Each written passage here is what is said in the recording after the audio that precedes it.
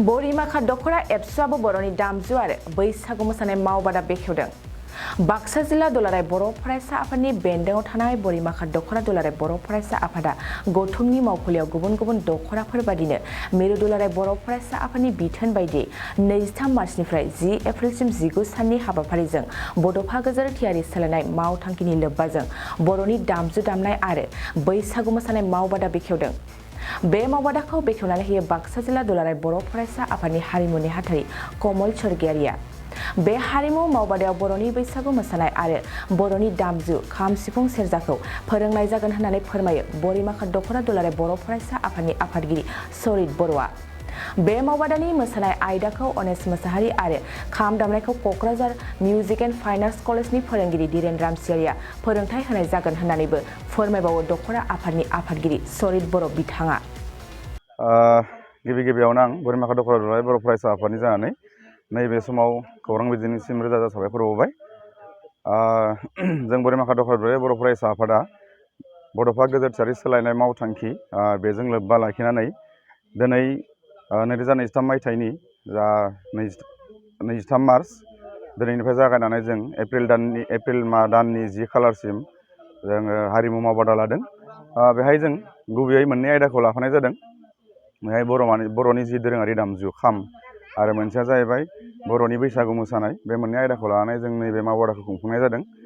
जोंनि गुबै थांखियानो जाहैबाय जोंनि जि इयुन जोलै बे इयुन जोलैफोरखौ बर'नि जि दोरोङारि दामजु बेफोरनि सोमोन्दै रोंगौथि खालामनाय, लोगोसे जोंनि जि हारिमु एबा हारिमुआरि मोसानाय बे मोसानायखौ जों एसे जौगासार थाखोनि खालामनो जों नाजाबोबाय थादों जों एबसु हिसाबै। आरो बे एखे थांखिजोंनो जों दिनै बरिमाखा दख'रा दुलाराय बर' फरायसा आफादाबो माखासे रोंगौथि गोनां फोरोंगिरिफोरखौ हांख्रायनानै नैबे मावबादाखौ जागायनाय जादों।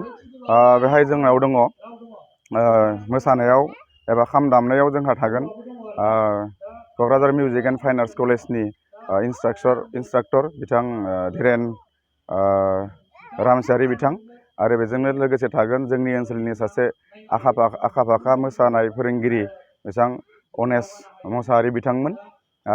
बिथांमोनखौ जों लिंनानै लाबोनाय जादों। आरो बेजों लोगोसे जोंनाव दंबावो माखासे बेबायदिनो बायदिसिना बिथांमोनखौ हेफाजाब होनो थाखाय माखासे जोंनियाव फोरोंगिरिफोरबो जों लिंनानै लाबोनाय जादों। आरो बेबायदिनो जों नैबे हाबाफारिखौ दिनैनिफ्राय जागायनानै एप्रिल दाननि 10 खालारसिम मावफुंनो थाखाय आखायाव लादों। जोंनावथ' दिनै जों जागायजेननाय जोंनाव दिनै 50-60 बेबायदि फरायसाफोरा फैदों। आरो बेजों लोगोसेनो दा HS फार्स्ट इयारनि एग्जाम सोलिबाय थादों आरो मेट्रिकआबो अलरेडि गासैबो जोबना थांजोबाखै। दा बेखौ नोजोर होनानै जों बाय फन कन्टेक्ट खालामबाय थादों, लोगो हमबाय थादों। माखासे बेबायदिनो जोंनि लाइमोनफोरा एग्जाम जोबनायनि उनाव माखासे लाइमोनफोरा बाहागो लाफैबावगोन।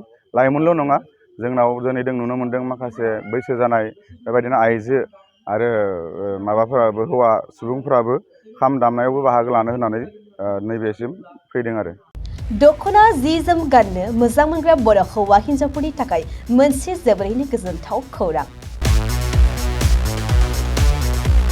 F&F क्लथिं गलाया फैगौ बैसागु फोरबोनि थाखाय समायना रमायना दख'ना, जोमग्रा सादोर, ब्लाउस आरो हौवाफोरनि थाखाय आर'नाइ, गामसा, शार्ट बायदि रोखोमनि गानग्रा जि जोमखौ नोंथांमोननि थाखाय लानानै फैदों। बेजों लोगोसेयैनो बर'नि जुलियाव नांगौ जानाय हौवा हिन्जाव गोदाननि गासै गानग्रा जोमग्राफोरखौबो बे गलायाव मोनगोन। गसाइगाव टाउनजों नांजाबनाय राजापारानि गार्लस स्कुलनि अपोजिटआव थानाय F&F क्लथिं गलायाव बर'नि गाब गोनां समायना रमायना ड्रेसफोरखौ गोसोनि लुबैनाय बायदि मोननो हागोन। लोगोसेयैनो गोसो गुदुं सुबुंफ्रा गावनि मोजां मोननाय ड्रेसफोरखौ F&F क्लथिं गलायाव जायखिजाया सानावनो लांफैनो हागोन।